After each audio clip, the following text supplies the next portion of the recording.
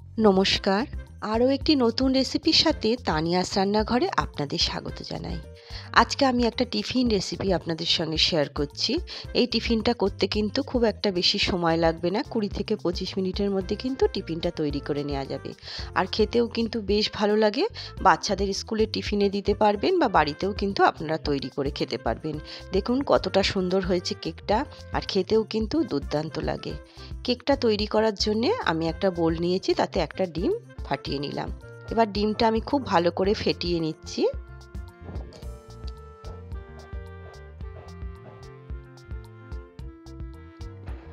ডিমটা খুব ভালো করে ফেটিয়ে নেওয়া হয়ে গেছে। এবার আমি এর মধ্যে একদম ছোট বাটির ১ বাটি চিনি অ্যাড করলাম। মিষ্টিটা আপনারা আপনাদের স্বাদ বুঝে ব্যবহার করবেন।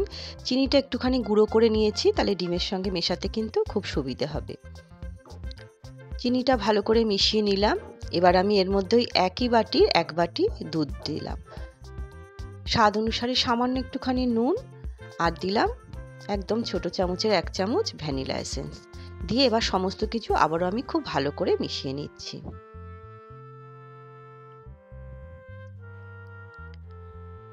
এবার আমি একটা ছাঁকনি নিয়েছি, তাতে আমি ১ কাপ ময়দা দিলাম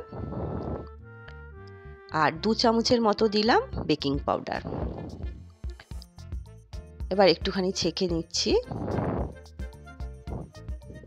আপনারা আটা দিয়েও করতে পারেন, তবে ময়দা দিয়ে করলে কিন্তু কেকটা বেশি ভালো হবে। এবার সমস্ত কিছু খুব ভালো করে মিশিয়ে নিতে হবে। একটুখানি সময় নিয়ে কিন্তু ব্যাটারটা তৈরি করে নিতে হবে। আর এক সাইড দিয়ে এইভাবে ঘোরাতে হবে, তাহলে কিন্তু ব্যাটারটা একটুখানি ফুলবে আর খেতেও কিন্তু কেকটা বেশ ভালো লাগবে।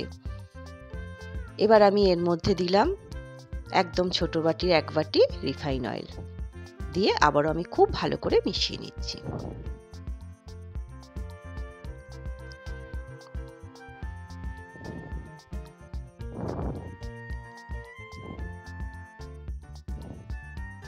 এর মধ্যে আমি কিন্তু কোনো জল অ্যাড করিনি, এই মেজারমেন্টটাই থাকবে। যদি মাপ অনুযায়ী এইভাবে করেন তার মধ্যে তাহলে কিন্তু কেকটা খুব ভালো মতো হবে।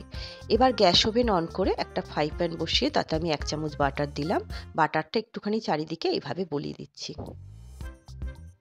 এবার কিন্তু গ্যাসের ফ্লেমটা আমি বন্ধ করে দিলাম। দিয়ে এবার আমি ফ্রাই প্যানটা নামিয়ে নিয়েছি, নিয়ে একটু গুঁড়ো চিনি ১ চামচের মতো এইভাবে আমি বাটারের ওপর দিয়ে দিলাম।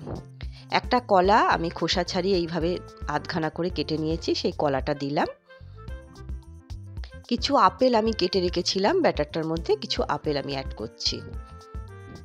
করে এবার খুব ভালো করে মিশিয়ে নিচ্ছি।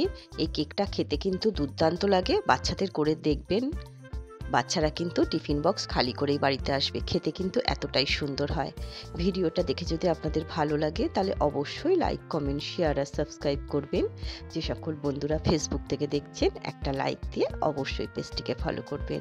এবার আমি ব্যাটারটা ঢেলে দিলাম, দিয়ে এবার একটুখানি হালকা হাতে এইভাবে করে দিয়েছে, চারিদিকে ঠিকমতো ব্যাটারটা ছড়িয়ে যাবে। এবার গ্যাস ওভেন অন করে আমি ফ্রাই প্যানটা বসিয়ে ঢাকা দিয়ে দিচ্ছি। গ্যাসের ফ্লেম কিন্তু একদম মিডিয়ামে রেখেছি। মিডিয়ামে রেখে আমি ১৫ মিনিট এইভাবে বেক করে নেব। ১৫ মিনিট হয়ে গেছে, দেখুন এক পাশ হয়ে গেছে। এবার আমি এটাকে উল্টে দেব, আরেক পাশটাও একটুখানি আমি বেক করে নেব। দেখুন কতটা সুন্দর হয়েছে। এবার আমি আবারও ফ্রাই প্যানের মধ্যে দিয়ে দিচ্ছি, দিয়ে গ্যাসের ফ্লেম সেই মিডিয়ামেই রাখছি, রেখে ৫ মিনিটের মতো আর একটুখানি বেক করে নিচ্ছি। ৫ মিনিট হয়ে গেছে, কেকটা তৈরি হয়ে গেল। দেখুন অপর দিকটাও কতটা সুন্দরভাবে হয়েছে। আর করতে কিন্তু খুব বেশি সময় লাগবে না। সব মিলিয়ে ২০ থেকে ২৫ মিনিটের মধ্যে কিন্তু কেকটা তৈরি হয়ে যাবে। ভিডিওটা দেখে যদি আপনাদের ভালো লাগে তাহলে ছোট্ট একটা কমেন্ট করে আমাকে জানাতে ভুলবেন না আপনাদের কেমন লাগলো। এই কেকটা তৈরি করে বাচ্চাদের টিফিনে দিয়ে দেখুন, বাচ্চারা ভীষণ পছন্দ করবে। দেখুন কতটা সুন্দর হয়েছে, আর খেতেও কিন্তু বেশ ভালো লাগে।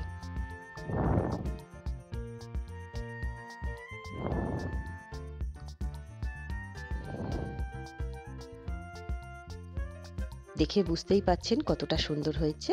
আজ তবে এই পর্যন্তই, দেখা হবে পরের একটি নতুন রেসিপির সাথে। সবাই সুস্থ থাকবেন, ভালো থাকবেন।